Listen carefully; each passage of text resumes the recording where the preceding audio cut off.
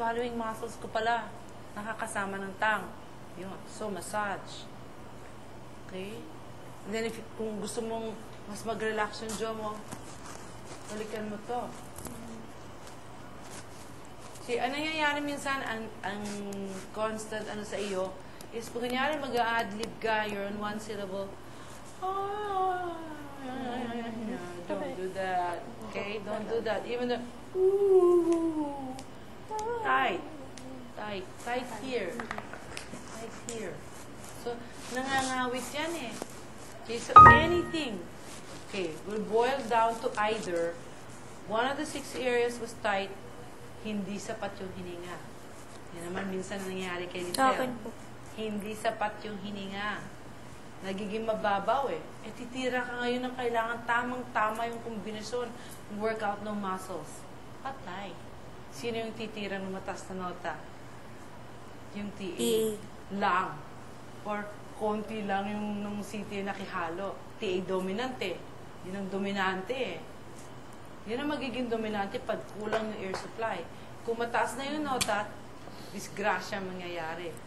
Kung bakit po minsan mahaba yung hininga ko, minsan hindi. Pag mahabang hininga mo, tamang paghinga mo. Deep breath. May araw po na ganun. May araw na, for example, ngayon, mahaba yung hininga ko kahit huminga ako ng ganun. Kasi, mahaba. Tapos kinabukasan hindi diba? na siya. Remember, kaya maganda ang hininga dahil tama ang alignment and posture. Rib cage is up. Pag collapse siya, kaya yan laging chinecheck ko sa'yo. Pag collapse siya, mababaw lang mangyayari ng hininga dyan. Hindi masusustain, hindi mamamanage yung paggamit ng hangin. Ano na eh? Lusot lahat eh. Ganun lang. Collapse. That's why the rib cage has to stay up. Kaya yan lagi yun lang talagang kailangan matandaan mo, isipin mo. Rib cage up. If your rib cage is up, malalim lagi hininga mo. Tsaka tama yung pelvic tilt mo. Okay?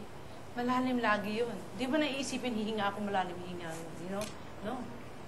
Just keep it up. Take the deep breath. Yun na. Makakasustain ka. Tapos, if you're going to belt, you'll do it in a healthy way. Because you have adequate air supply. Yung CT mo, makikialam. Kaya po siya manipis pag mataas Kaya matinis, pag matinis, manipis, yung TA mo nagpumilit dahil hindi mo binigyan ng sapat na hangin para makitulong si CT. Yan. Yun ang kailangan iwasan mo. Kasi kaya delikado pag nag-break ng alignment eh. Maganda si Vanna ko consistently na niya, yung posture and alignment niya. Seen it several nights na. Galing.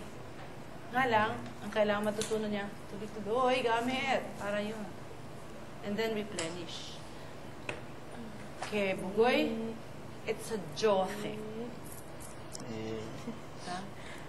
Don't stop the air. Nagkakaroon ng power interruption. Dahil may tightening dito. Kaya it's coordination eh, ng breath.